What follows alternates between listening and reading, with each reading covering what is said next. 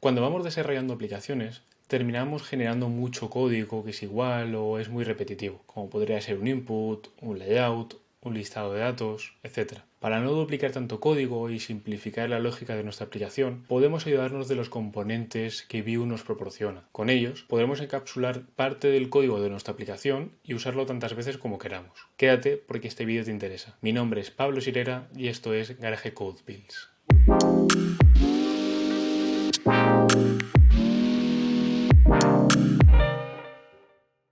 Muchas veces desarrollamos la misma funcionalidad varias veces o el mismo diseño y luego hay que ir cambiando lo mismo en varios sitios distintos. Para que esto no ocurra, podemos usar los componentes de Vue. Pero, ¿qué es un componente? Un componente es una parte del código que podemos encapsular en un archivo pequeño para posteriormente utilizarlo donde queramos. Vamos a ver un ejemplo. Como vemos en este ejemplo, tendríamos un layout básico, ¿vale? Tendríamos una cabecera, una parte main donde estaría el contenido y en la parte de la derecha, pues lo que sería la parte de la side. Aquí vemos que tenemos un root que sería aplicado a Vue, sería como el app.vue, el punto de entrada de nuestra aplicación, y esto se divide en tres partes, ¿vale? Estas tres partes podrían ser perfectamente tres componentes, ¿vale? La parte del header, que sería esta parte de aquí, esto sería un componente, una parte de la aplicación que podríamos reutilizar o simplemente capsulamos parte de la lógica de la aplicación en un mismo sitio. Por otro lado el main, que a su misma vez contiene dos articles, y por otro lado la side, que tiene tres ítems. Lo curioso de esta parte es que nosotros podemos separar nuestra aplicación en componentes y luego agruparla en un mismo sitio. Además, por ejemplo, en el caso del ítem, vemos que tiene tres ítems este ejemplo, este aside, pero realmente nosotros solo vamos a tener un componente, pero estamos reutilizándolo tres veces. Vamos a verlo con código que se ve mucho mejor. Aquí tenemos un ejemplo de una aplicación muy sencilla de Vue. Simplemente tenemos un app.vue con un template y un script. Lo que queremos hacer ahora es, voy a crear un componente muy básico, pero para que podamos ver cómo podemos usar ese componente en otra parte de nuestra aplicación, en este caso en el app.vue. Para crear un componente, lo único que tendríamos que hacer es crear un archivo más, como podría ser un archivo de JavaScript, un archivo de CSS. Pero en este caso la peculiaridad es que los archivos tienen que terminar con la extensión .vue. Si yo le doy al más, en este caso estoy en el playground de Vue, yo le doy al más y voy a crear un base input.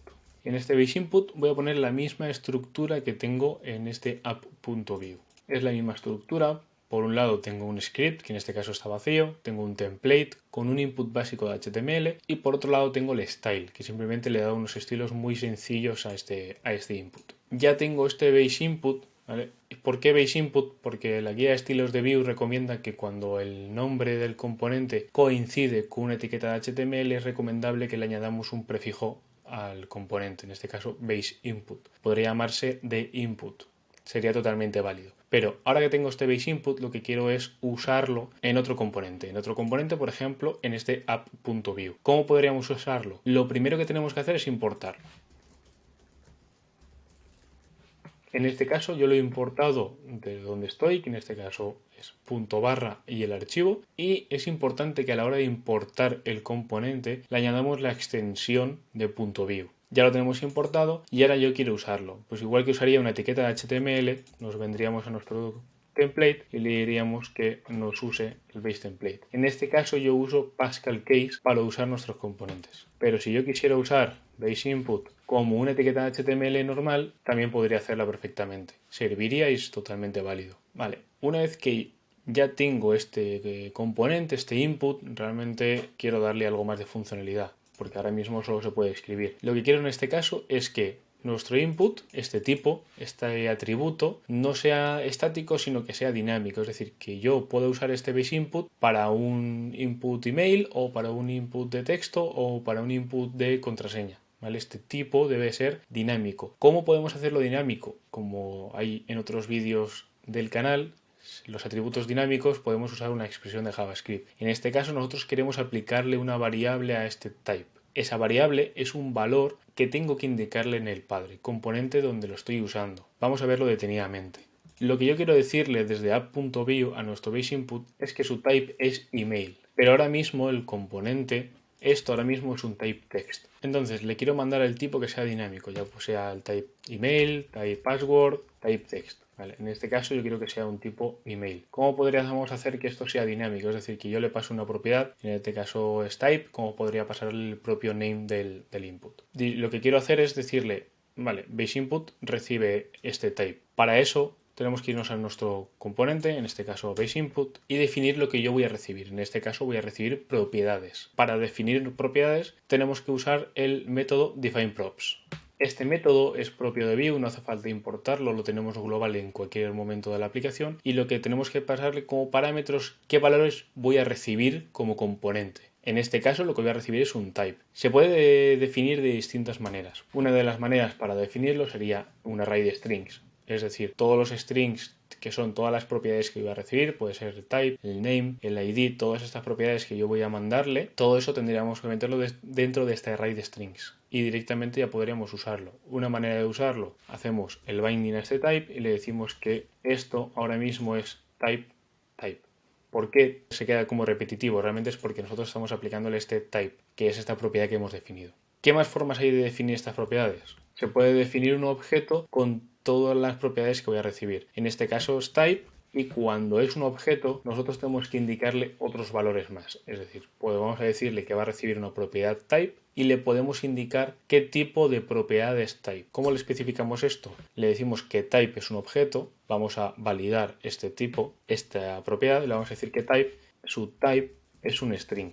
Queda repetitivo porque el nombre es el mismo, pero no pasa nada. ¿Qué estamos haciendo? Simplemente definir una propiedad, esta propiedad es type y estamos diciendo que el tipo que tenemos que recibir es un tipo string. No nos vale un booleano, no nos vale un array, no, queremos recibir un string. ¿Vale? Esto lo que nos servirá es que cuando le mandemos a un valor, directamente, si le mandamos un valor que no es correcto, nos va a dar un error. ¿Qué más le podemos decir a este objeto? Le podemos decir que tenga un valor por defecto. Este default le vamos a decir que por defecto nuestro input es texto. ¿Vale? ¿Qué significa esto? Que si yo no le pasase este type aquí, por defecto cogería el valor que yo lo estoy indicando aquí. Además de esto, podríamos añadir un validador. ¿Qué significa este validador? Podemos decirle, y esto sería una raw function, podemos decirle que nos valide que el valor que yo le estoy pasando se incluya en un array de tipos que yo tengo. Imaginaos que este input solo está preparado para tipo email y tipo texto. No hay nada más, entonces podríamos hacer lo siguiente. ¿Qué le estaríamos diciendo aquí? Que si el tipo que yo le envío no pertenece a ningún elemento de este array, entonces me devuelve un error.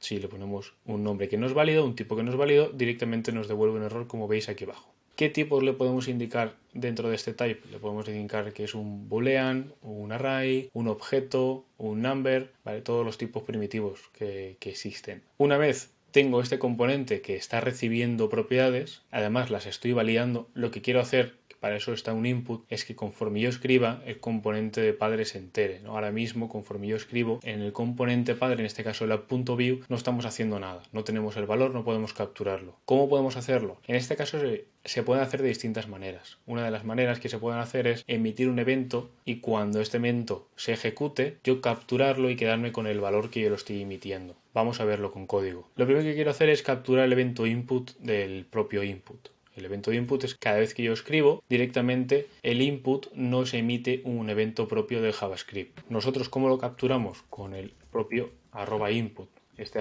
@input lo que significa es que cuando ejecuto un método input nos ejecuta este callback que yo voy a definir aquí. En este caso voy a llamar un método que voy a ser saveValue. ¿Qué recibe este saveValue? Recibe el event, ¿vale? El evento del propio input. Que allí ya podemos acceder al event target, a event.target.value para acceder al propio valor del input. Ahora, lo que yo quiero es emitir un evento. El padre sigue sin tener el valor. ¿Cómo emite un evento? Lo primero, definir este evento. Igual que hemos definido las propiedades, vamos a definir los eventos, los emits que nosotros vamos a tener en el propio componente. ¿Qué eventos, qué emits voy a tener? En este caso, pues voy a inventarme uno que va a ser update. Podemos definir los eventos que queramos. En este caso, yo voy a definir el update, que es el que vamos a usar. ¿Cómo podemos emitir un evento? Tenemos que almacenarlos, lo que nos devuelve defineEmit, que va a ser un método, y a este método le vamos a decir que nos emita el evento que yo acabo de definir. Pero aunque yo hiciese esto, no tendría el valor